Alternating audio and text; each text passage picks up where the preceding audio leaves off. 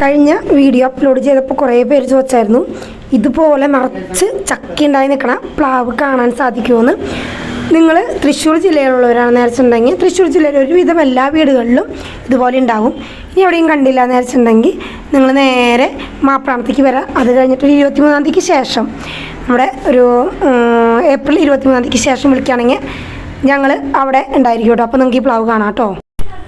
Hi, welcome back to Malu's vlog. അപ്പോൾ ഇന്നത്തെ നമ്മുടെ വീഡിയോ എന്ന് പറയുന്നത് നമ്മുടെ എല്ലാ സബ്സ്ക്രൈബേഴ്സും ഒരുവിധം കണ്ടുകൊണ്ടിരിക്കുന്ന മാവും പ്ലാവും പൂക്കാനും കാക്കാനൊക്കെ ആയിട്ട് എന്തൊക്കെയാണ് ചെയ്യേണ്ടത് എന്നുള്ളൊരു ചെറിയൊരു വീഡിയോ ആണ്. ഒരിക്കലും ഇത് വളം എങ്ങനെ ഇട്ട് കൊടുക്കണം, എപ്പോഴാണ് ഇട്ട് കൊടുക്കേണ്ടത് അങ്ങനെയൊന്നുള്ളൊരു വീഡിയോ അല്ല.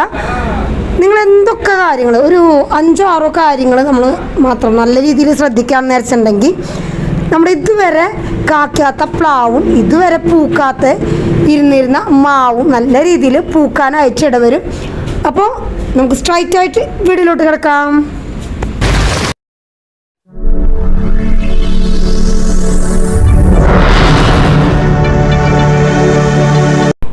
അപ്പോൾ ഈ പ്ലാവും മാവും നല്ല രീതിയിൽ ചക്കയും മാങ്ങയൊക്കെ പിടിക്കാനായിട്ട് എന്തൊക്കെയാണ് ചെയ്യേണ്ടത് എന്നുള്ള ഈ ഒരു വീഡിയോയിൽ കിടക്കുന്നതിന് മുമ്പായിട്ട് ഇനിയും നമ്മൾ സബ്സ്ക്രൈബ് ചെയ്യാതെ ആരെങ്കിലും നമ്മുടെ വീഡിയോസ് വാച്ച് ചെയ്യുന്ന വെച്ചിട്ടുണ്ടെങ്കിൽ ഞങ്ങളുടെ ഈ ഒരു കൊച്ചു ഫാമിലിയെ ഇഷ്ടമുള്ളവരാണെന്ന് വെച്ചിട്ടുണ്ടെങ്കിൽ ഇപ്പോൾ തന്നെ ആ സബ്സ്ക്രൈബ് ബട്ടൺ ഒന്ന് അമർത്തി വിട്ടോളൂ കേട്ടോ. അതുപോലെ നിങ്ങൾ ഈ ഒരു വീഡിയോ കാണുന്നത് നമ്മുടെ ഫേസ്ബുക്കിലോ അല്ലെങ്കിൽ ഇൻസ്റ്റാഗ്രാമിലാണെന്ന് വെച്ചിട്ടുണ്ടെങ്കിൽ ഫേസ്ബുക്ക് ഇൻസ്റ്റാഗ്രാം പേജുകൾ ഫോളോ ചെയ്യാൻ, ലൈക്ക് ചെയ്യാൻ, ഷെയർ ചെയ്യാനും കൂടെ ഓർത്തോളൂ.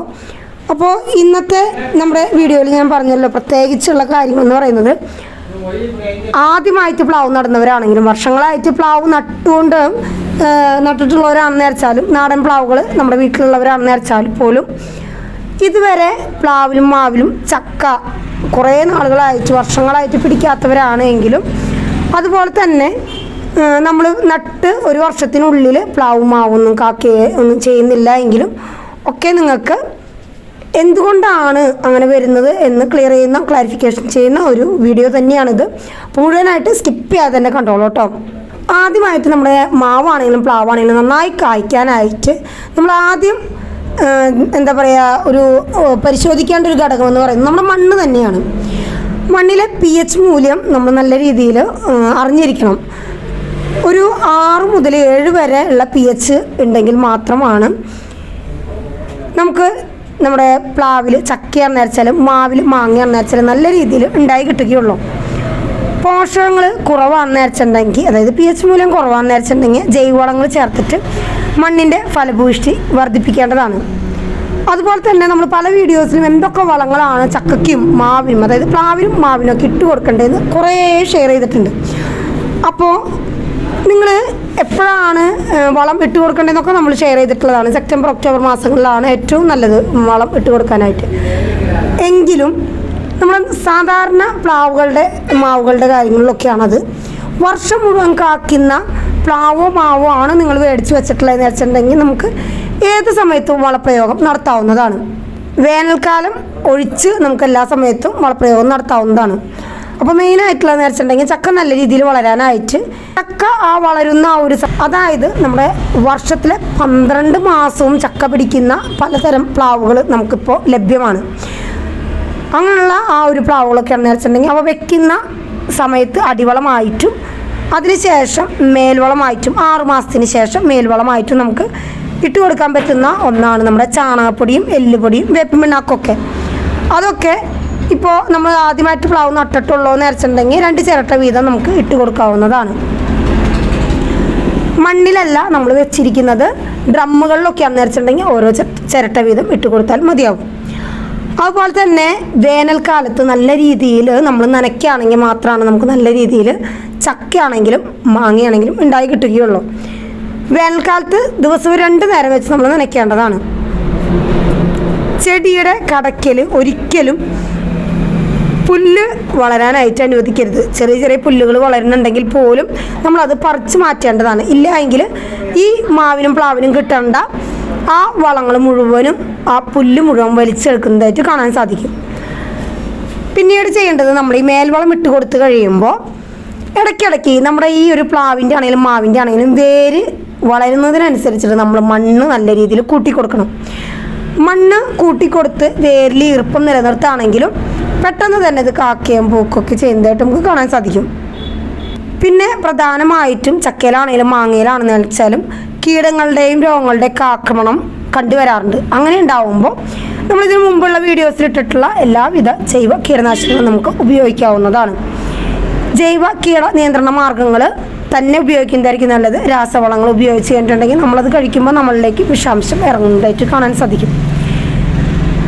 അതുപോലെ പെട്ടെന്ന് പരാഗണം നടക്കുന്നതിനായിട്ട് ഈച്ചകളെ, തേനീച്ചകളെ പോലുള്ള ഈച്ചകളെ ആകർഷിക്കാനായിട്ട് നമുക്ക് നമ്മുടെ പ്ലാവും മാവൊക്കെ നടുന്ന ആ ഒരു സമയത്ത് നട്ട് കുറച്ച് വലിപ്പം വെച്ച് ഒരു 6 മാസത്തിന് ശേഷം നമുക്ക് നമ്മുടെ ആ പ്ലാവിൻ്റെ ആണെങ്കിലും മാവിൻ്റെ അന്നേരച്ചാലും ചുവട്ടിൽ പൂച്ചെടികൾ വെച്ച് കൊടുക്കുന്നത് നല്ലതാണ്. അത് ചട്ടിയിൽ വേണം വെക്കാനായിട്ട്, അല്ലാതെ നമ്മൾ നട്ടിട്ടുള്ള ആ മണ്ണിലോട്ട് ഡയറക്റ്റ് നമ്മൾ ഒരിക്കലും പൂച്ചെടികൾ വെക്കരുത്. പിന്നെ നമ്മുടെ മാവിനും പ്ലാവിനൊക്കെ ഇട്ട് കൊടുക്കുന്ന വളങ്ങൾ അവ വലിച്ചെടുക്കും.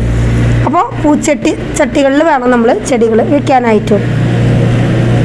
കായ പഴുക്കുന്നതിന് മുമ്പായിട്ട് നമ്മൾ കായ്ച്ചക്കെണികൾ തൂക്കാന്ന് വെച്ചിട്ടുണ്ടെങ്കിൽ നമ്മുടെ പ്ലാവിലധികം നമ്മൾ കീടാക്രമണം കണ്ടുവരാറില്ല ചക്കയിൽ.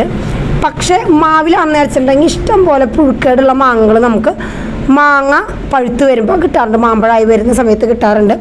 അങ്ങനെയുള്ള സാഹചര്യം ഒഴിവാക്കാനായിട്ട് മഞ്ഞക്കെണികൾ, ഇതിന് മുമ്പുള്ള വീഡിയോസിൽ നമ്മൾ പലപ്പോഴും കാണിച്ചിട്ടുണ്ട്. മഞ്ഞക്കെണികൾ തൂക്കാമെന്ന് വെച്ചിട്ടുണ്ടെങ്കിൽ നമ്മുടെ കായ്ച്ചയുടെ ആക്രമണത്തെ ഒരു പരിധി വരെ നമുക്ക് നിയന്ത്രിക്കാനായിട്ട് സാധിക്കും. അതുപോലെ തന്നെ മാവ് നടുമ്പോൾ അടിവളമായിട്ട് എന്തൊക്കെ ഇട്ട് കൊടുക്കണം, എങ്ങനെയൊക്കെയാണ് ഇട്ട് കൊടുക്കേണ്ടത്, മേൽവളങ്ങൾ എപ്പോഴൊക്കെയാണ് ഇട്ട് കൊടുക്കേണ്ടത് എന്നുള്ള പലതരത്തിലുള്ള വീഡിയോസ് നമ്മൾ ഷെയർ ചെയ്തിട്ടുണ്ട്. അതുപോലെ തന്നെ പെട്ടെന്ന് മാവും പ്ലാവും പൂക്കാനും കായ്ക്കാനും ഒക്കെ ആയിട്ട് എന്തൊക്കെയാണ് ചെയ്യേണ്ടത് എന്നുള്ള വീഡിയോസ് നമ്മൾ ഇതിനു മുമ്പ് ഇട്ട് കൊടുത്തിട്ടുണ്ട്. അപ്പോൾ ഞാൻ ഈ വീഡിയോയിൽ ഇങ്ങനെ പറഞ്ഞുകൊണ്ടിരിക്കുന്നതിൻ്റെ ഇടയിൽ ഇനിയും നമ്മൾ സബ്സ്ക്രൈബ് ചെയ്യുക, ആരെങ്കിലും ഇപ്പോഴും വാച്ച് ചെയ്തുകൊണ്ടിരിക്കുന്നുണ്ടെങ്കിൽ ഇപ്പോൾ തന്നെ നിങ്ങൾ ആ സബ്സ്ക്രൈബ് ബട്ടൺ ഒന്ന് അമർത്തിയിട്ട് നമ്മളെ ഒന്ന് പ്രോത്സാഹിപ്പിക്കുക. നിങ്ങളുടെ ഓരോ സബ്സ്ക്രൈബ് നമ്മുടെ ഓരോ പ്രോത്സാഹനമാണ് ഓരോ വീഡിയോസ് ഇടാനായിട്ട്. അപ്പോൾ ഞങ്ങളുടെ പുതിയ വീഡിയോസിന് വേണ്ടിയിട്ട് നമ്മൾ സബ്സ്ക്രൈബ് ചെയ്യാമെന്ന് വെച്ചിട്ടുണ്ടെങ്കിൽ നമ്മൾ പുതിയ വീഡിയോസ് ഇടുമ്പോൾ നിങ്ങൾക്ക് അത് നോട്ടിഫിക്കേഷനായിട്ട് വരുന്നതായിരിക്കും. അതുപോലെ തന്നെ ആ ബെൽ ബട്ടണും കൂടെ ഒന്ന് അമർത്തി വിടാമെന്ന് വെച്ചിട്ടുണ്ടെങ്കിൽ നമ്മളിടുന്ന വീഡിയോസ് ആ ഇട്ടപ്പം തന്നെ നിങ്ങൾക്ക് കാണാനായിട്ട് സാധിക്കും. അതുപോലെ തന്നെ പിന്നെ നിങ്ങളോട് പറയാനുള്ള കാര്യങ്ങളെന്ന് പറഞ്ഞിട്ടുണ്ടെങ്കിൽ നമ്മൾ ഈ ഒരു വീഡിയോയിൽ പറഞ്ഞതുപോലെ തന്നെ ജൈവ വളങ്ങളും ജൈവ കീടനാശിനികളും ജൈവ സ്ലറികളും ഒക്കെ നമ്മൾ ഉപയോഗിക്കാനായിട്ട് ശ്രമിക്കണം. ഒരിക്കലും രാസവളത്തിലോട്ട് നമ്മൾ കടക്കരുത്. നമ്മുടെ ആരോഗ്യത്തെ വളരെയധികം ഹാനികരമായി ബാധിക്കുന്ന പലതരത്തിലുള്ള കീടനാശിനികൾ ഇപ്പോൾ ലഭ്യമാണ്. അവയൊക്കെ ഒഴിച്ചു കൊടുത്തിട്ടുണ്ടെങ്കിൽ ചിലപ്പോൾ പെട്ടെന്ന് പൂക്കുകയും കാക്കുകയൊക്കെ ചെയ്യും. പക്ഷെ നമ്മുടെ ആരോഗ്യം അത് നല്ല രീതിയിൽ എഫക്റ്റായിട്ട് കാണുന്നുണ്ട്. അപ്പോൾ അങ്ങനെയുള്ള സംഭവങ്ങളൊന്നും ഉപയോഗിക്കാതിരിക്കുക. അപ്പോൾ ഞങ്ങളുടെ ഈ ഒരു കൊച്ചു വീഡിയോ നിങ്ങൾക്ക് എല്ലാവർക്കും ഉപകാരപ്രദമായെന്ന് വിചാരിക്കുന്നു. അടുത്ത ഒരു നല്ലൊരു വീഡിയോ ആയിട്ട് വരണവരേക്ക് bye bye. Thanks for watching.